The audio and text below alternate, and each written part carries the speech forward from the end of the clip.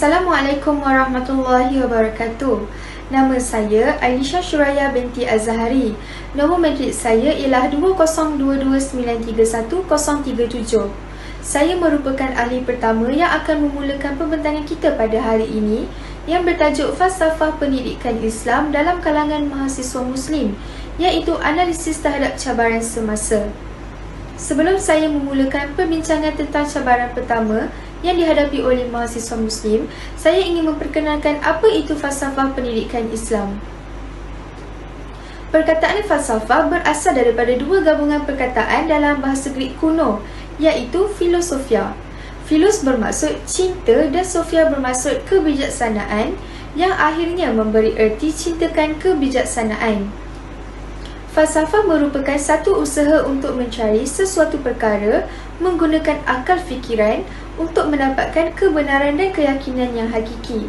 Secara ringkasnya, falsafah pendidikan Islam adalah usaha berterusan untuk menyampaikan ilmu, kemahiran dan penghayatan Islam berlandaskan Al-Quran dan juga Sunnah bagi membangunkan sikap kemahiran, kepribadian, pandangan hidup sebagai hamba dan khalifah Allah Subhanahu Wa Taala.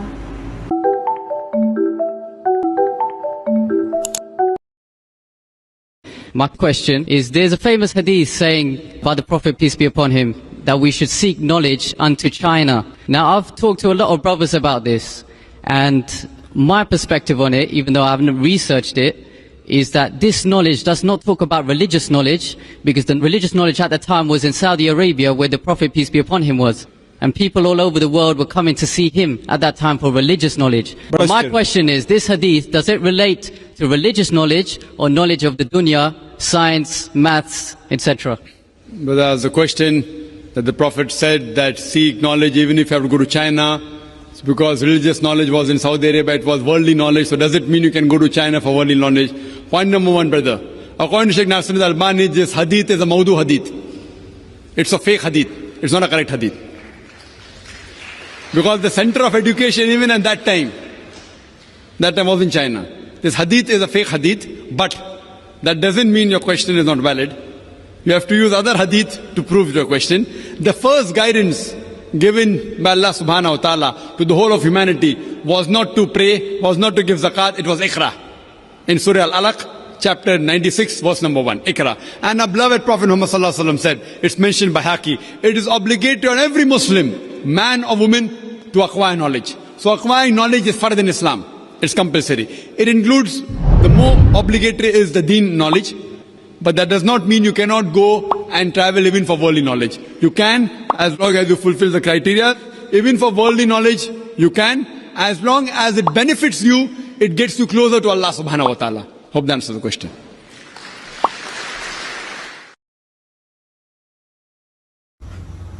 Sekarang, mari kita lihat cabaran yang pertama, iaitu cabaran kepada umat Islam dalam bidang ilmu dan juga pendidikan. Sudah terang lagi bersuluh, Islam amat mementingkan ilmu dan pendidikan di dalam kehidupan kita. Tingkat ketakwaan seorang khalifah kepada Allah dapat dilihat berdasarkan taraf ilmunya. Sesungguhnya, orang yang bertakwa adalah orang yang paling takut kepada Allah. Namun, dalam pelaksanaan Islam sebagai jalan yang lurus, terdapat pelbagai cabaran umat Islam terhadap ilmu dan juga pendidikan. Cabaran pertama ialah penguasaan terhadap ilmu fardu ain dan ilmu fardu kifayah yang tidak sempurna serta tidak seimbang antara kedua-duanya. Fardu ain merupakan ilmu yang wajib dituntut ke atas semua umat Islam, manakala fardu kifayah ialah ilmu tambahan yang diperlukan untuk memudahkan dan memenuhi keperluan hidup seperti bagaimana untuk menjalankan amanah sebagai khalifah di atas muka bumi Allah. Tetapi masih terdapat segelintir umat Islam yang tidak menguasai sepenuhnya ilmu tersebut walaupun sudah mendekati usia senja. Sebagai contoh, majoriti masyarakat kita masih keliru untuk membezakan antara ibadah yang wajib dengan ibadah yang sunat. Segelintir yang lain pula lebih meraihkan ibadah yang sunat tetapi meninggalkan ibadah yang wajib. Contohnya, mereka lebih mengimarahkan masjid dengan solat sunat tarawih pada bulan Ramadan tetapi tidak menunaikan solat fardu yang diwajibkan ke atas seluruh umat Islam. Seterusnya, Kurangnya penghayatan umat Islam terhadap ilmu akidah juga merupakan salah satu cabaran yang dihadapi oleh mahasiswa dalam bidang ilmu dan juga pendidikan. Hal ini dikatakan demikian kerana terdapat pelbagai masalah kepercayaan dan kemenut akidah yang timbul dalam kalangan masyarakat Muslim pada masa kini, sekaligus ia menjadi kayu ukur untuk menentukan tahap keimanan mereka. Sebagai contoh, umat Islam yang terperangkap dengan ajaran sesat yang sudah jelas bertentangan dengan akidah dan syariat Islam. Dengan ini, kita dapat lihat bahawa tahap penguasaan Muslim terhadap ilmu keagamaan dan tahap kemampuan mereka masih dalam kategori yang lemah kerana mereka tidak dapat membezakan mana yang hak dan mana yang batil. Contohnya, mereka mempercayai wahyu masih lagi diturunkan oleh Allah serta mereka percaya bahawa masih terdapat Rasul dan Nabi selepas Nabi Muhammad. Assalamualaikum warahmatullahi wabarakatuh. Saya Amira binti Sazali, nombor matriks 2022-912461, ingin membentangkan tentang topik yang seterusnya. Hari demi hari, terdapat banyak cabaran yang boleh dikaitkan dengan falsafah Islam. Antaranya adalah cabaran dalam mewujudkan suasana yang kondusif yang selari dengan falsafah Islam. Jadi, apa yang dimaksudkan dengan suasana yang kondusif? Ianya adalah untuk mewujudkan keadaan yang sesuai di mana proses perubahan tingkah laku atau kebolehan mahasiswa ini dapat dikekalkan. Namun, terdapat pelbagai cabaran dalam mewujudkan suasana yang kondusif selari dengan falsafah Islam ini. Jadi, antara cabaran dalam mewujudkan suasana yang kondusif ini adalah yang pertama, cabaran mahasiswa dalam memberi pemahaman kepada mahasiswa yang lain serta masyarakat setempat. Contohnya, pemahaman dari pelbagai sudut Islam. Ini kerana Islam itu sangat-sangat luas dan menyeluruh. Menguasai disiplin ilmu yang baik juga adalah sebahagian daripada usaha kita untuk mendapatkan pemahaman dengan lebih baik untuk memperoleh kecemerlangan. Namun, mahasiswa juga perlu tahu bahawa kaedah pemahaman untuk setiap individu itu tidak sama. Mungkin ada yang lebih mahir dengan sesuatu teknik berbanding dengan teknik yang lain, dan begitu pula dengan sebaliknya. Selain itu, penggunaan teknologi juga telah meningkatkan capaian kita kepada ilmu dan juga informasi yang sangat luas. Walaupun semuanya ada di hujung jari, kita seharusnya tidak meninggalkan amalan berguru ketika menuntut ilmu kerana ianya merupakan salah satu asas penting dalam disiplin ilmu untuk memelihara kesucian ilmu tersebut. Yang keduanya adalah cabaran mahasiswa dari segi kewangan untuk menganjurkan sesuatu program. Mahasiswa memerlukan dana yang mencukupi untuk melaksanakan program-program yang akan menarik minat mahasiswa lain dan juga masyarakat, dan kebanyakan mahasiswa masih berada di bawah tanggungan ibu bapa. Jadi, mereka tidak mempunyai dana yang mencukupi untuk membuat sebuah program yang melibatkan orang ramai.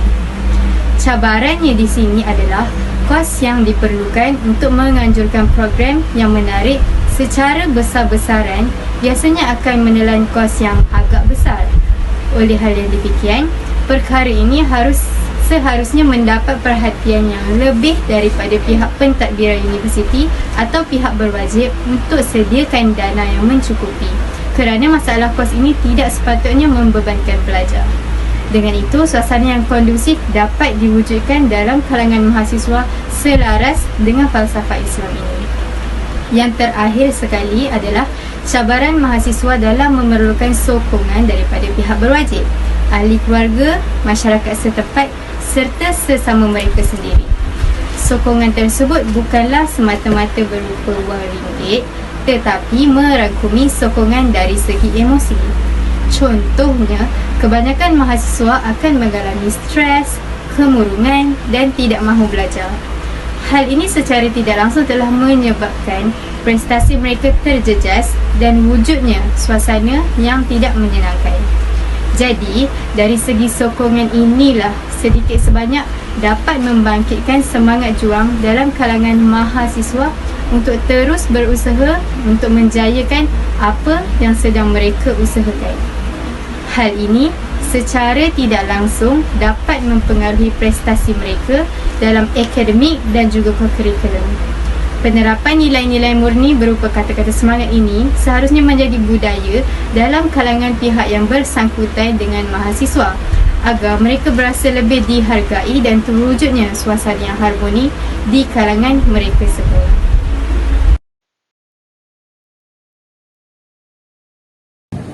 Hai, Assalamualaikum. Saya Muhammad Syakir Ani Berhosian. Umum mengetahui bahawa mahasiswa sekarang mempunyai cabaran dalam melaksanakan pendidikan yang selari dengan falsafah Islam. Hal ini kerana boleh dilihat melalui faktor seperti isu epistemologi atau lebih dikenali dengan ilmu teori barat. Mahasiswa sekarang mudah terpengaruh dan terikut dengan budaya barat yang boleh menyebabkan mereka dalam pengosongan akidah terhadap diri mereka sendiri. Boleh dilihat hampir keseluruhan perkembangan ilmu mahasiswa berteraskan kerangka falsafah budaya barat. Kadang disebabkan seperti keruntuhan adab dan kekeliruan dalam konsep ilmu yang boleh menyebabkan daerah barat itu berkembang dengan luas. Daripada itu, mahasiswa perlu bangkit dalam menempuhi cabaran serta memanfaatkan zaman globalisasi untuk membangunkan semula ketapadunan Islam. Dalam masa yang sama, mahasiswa harus memantapkan diri dengan akidah dan akhlak agar tidak mudah terpengaruh dengan budaya ideologi barat. Yang keduanya adalah perlu menerapkan pendidikan yang berteraskan tauhid. Pendidikan yang selari dengan falsafah Islam memainkan peranan yang sangat penting. Hal ini kerana Al-Quran dan As-Sunnah merupakan panduan yang membawa mereka kepada jalan kebenaran. Mahasiswa harus ingat bahawa tujuan akhir pendidikan yang berteraskan Islam adalah untuk membentuk seseorang diri itu dalam menjadikan diri mereka soleh dan solehah. Tetapi sebaliknya, hari ini mahasiswa melakukan kesilapan dengan menganggap pendidikan yang berteraskan Islam itu dalam perspektif yang sempit dan tiada nilai komersial. Jika mahasiswa ini dibentuk atas dasar materialisme dengan menjadikan sebagai kayu ukur sesuatu kejayaan, jelas pegangan agama mereka rapuh dan mudah dipermainkan. Dengan itu, pendidikan hendaklah memberikan penekanan yang seimbang terhadap sosial yang sempurna dalam latihan rohani seperti intelek dan utama akhirnya kepada kesedaran langsung kepada Allah Subhanahu Wa Taala. Mahasiswa perlu memanfaatkan teknologi dan komunikasi pendidikan yang menjadi yang selari dengan falsafah Islam supaya dapat bersaing di peringkat global.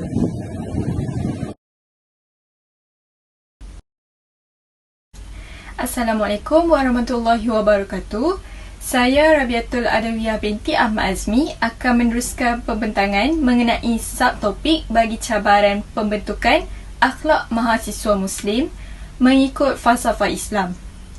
Secara umumnya, akhlak adalah satu perlakuan, tingkah laku atau sifat yang mewakili jiwa seseorang secara asli yang berada di bawah minda separuh sedar dan berlaku secara spontan mengikut gerakan pada hati dan perasaan.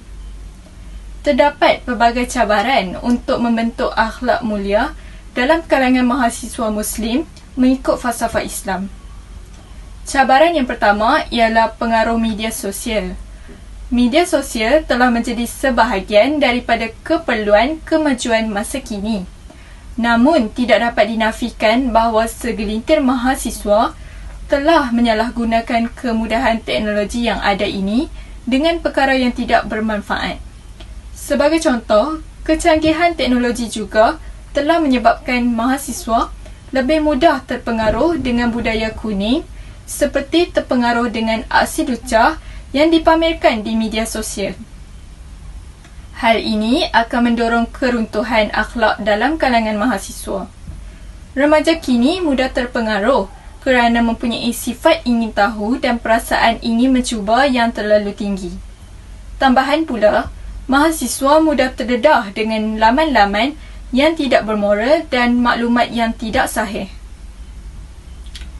Selain itu, suasana persekitaran yang kurang baik juga turut menyumbang kepada cabaran pembentukan akhlak seseorang mahasiswa.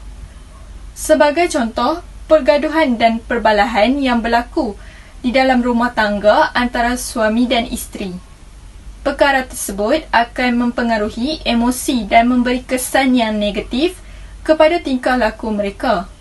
Kesannya, mereka akan membawa diri untuk mencari keseronokan dan ketenangan di luar. Sebagai contoh, mereka akan mengikuti rakan-rakan sebaya yang mempunyai akhlak buruk untuk melakukan perkara yang tidak diingini, seperti pergi ke kelab malam untuk berhibur dan melupakan masalah yang mereka hadapi.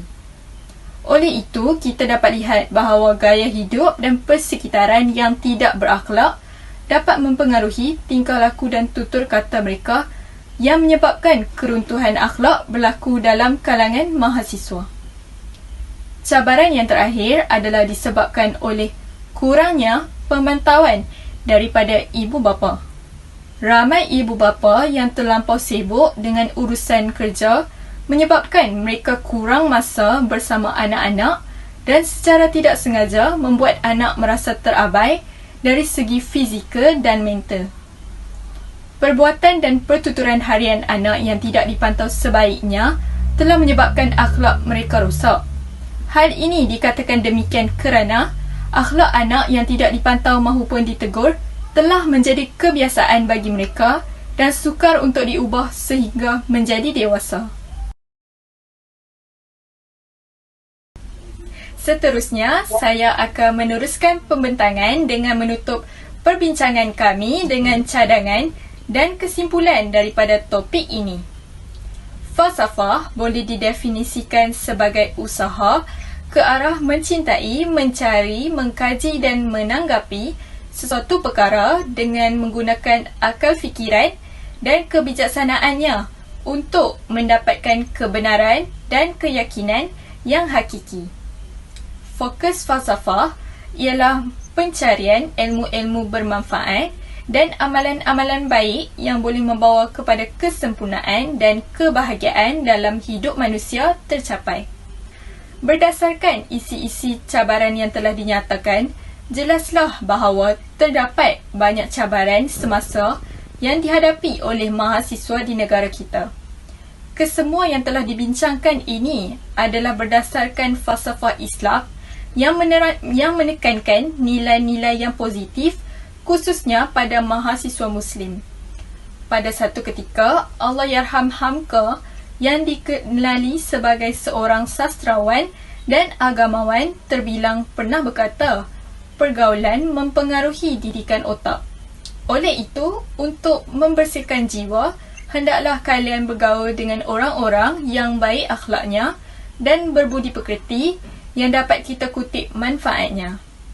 Selain itu, selain dari menumpukan kepada aspek kecemerlangan akademik dan pendidikan sahaja, mahasiswa juga haruslah menerapkan perasaan gembira dan ceria apabila bergaul, berkasih sayang dan saling menghormati antara sesama insan kerana ianya merupakan satu kunci yang sangat penting dan berharga demi membina insan yang beradab selain daripada menumpukan kepada aspek kecemerlangan akademik dan pendidikan sahaja. Di negara Jepun, mereka telah menerapkan dalam diri masing-masing dengan sikap Kaizen yang membawa maksud penambahbaikan secara berterusan.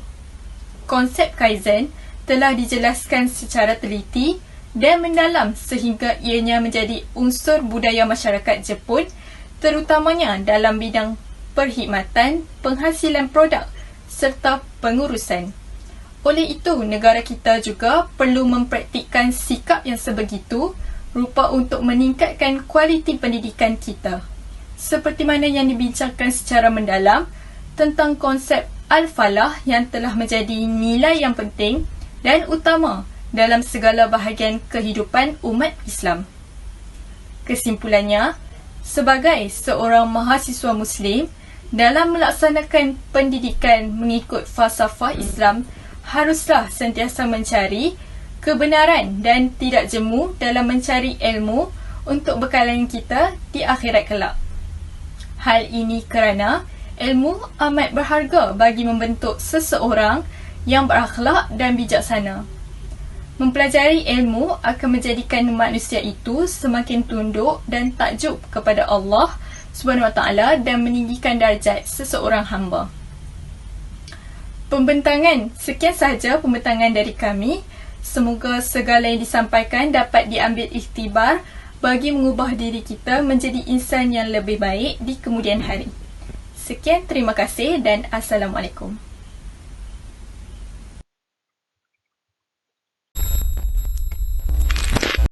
Assalamualaikum Prof, salam Jumaat. Soalan saya, bagaimanakah cara kita nak jadikan proses pembelajaran itu sebagai satu ibadah? Terima kasih. Bagus soalan ya.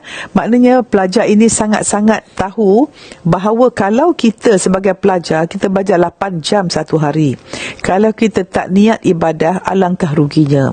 Sebab ibadah khusus kita solat 5 kali itu tak berapa lama. Tetapi yang degupan jantung, udara, semua yang Allah jaga tubuh kita ni, kalau tak niatkan ibadah, rugi. So macam mana nak niatkan ibadah? Tentunya dengan niat menjaga keikhlasan. So ingat, apabila kita buat baik, mesti jaga keikhlasan kita daripada masa sebelum buat, masa tengah buat dan masa lepas buat. Kadang-kadang masa nak belajar niat tu bagus, tapi masa belajar kalau orang puji dah rasa pula kita capai sebab usaha kuat. Sebenarnya kita capai keputusan yang baik memang kita usaha, tetapi usaha itu amalan soleh kita. Kita dapat sesuatu dengan rahmat Allah. Kenapa saya nak tekankan ini? Sebab mungkin saya dulu pun terperangkap macam ni. Ingat kita skor exam pasal usaha kita saja. Tidak. Usaha itu sebagai amalan soleh. Tetapi kita mesti sentiasa merasakan, kalau kita jadi pandai, kita kata, hadza min fadli rabbi. Ini kurniaan Allah kepadaku, diberikan sebagai ujian kepadaku. Maka kita akan bebas ataupun tidak dapat penyakit yang sombong dan takabur. Ini sangat-sangat kena jaga, terutama bagi mereka yang selalu skor dalam exam. Dan kita inilah nak jaga ikhlas lepas buat tu. So kalau orang puji kita, sentiasa pulangkan segala pujian kepada Allah. Sebab subhanallah, otak kita ni ada 100 trilion sel yang menyebabkan kita tengok apa yang diajar, kita dengar apa yang diajar, kita comprehend, kita satukan fakta itu, kemudian kita ingat, kemudian kita boleh jawab balik, keluarkan balik. Itu subhanallah. Tentunya dari segi fizikalnya otak kita kena synapse, dan siapa yang menjaga elektrik current otak kita? Allah, ya Tuhanku. Semua Allah. Sebab itu kita hendaklah menjadi hamba Allah yang baik. Sangat-sangat bersyukur. Bila buka buku saja, kita kalau diizinkan, kita ambil wuduk, niat ya, ambil wuduk menghadap kiblat, dan masa baca tu senyum. Sebab bila kita senyum, hormon endorfin kita menyebabkan kita pandai akan meningkat. Dan bila kita senyum, sebenarnya kita sedang rehat muka kita. Ya, so sangat penting bagi kita untuk menjaga keikhlasan dalam pelajaran. Okey.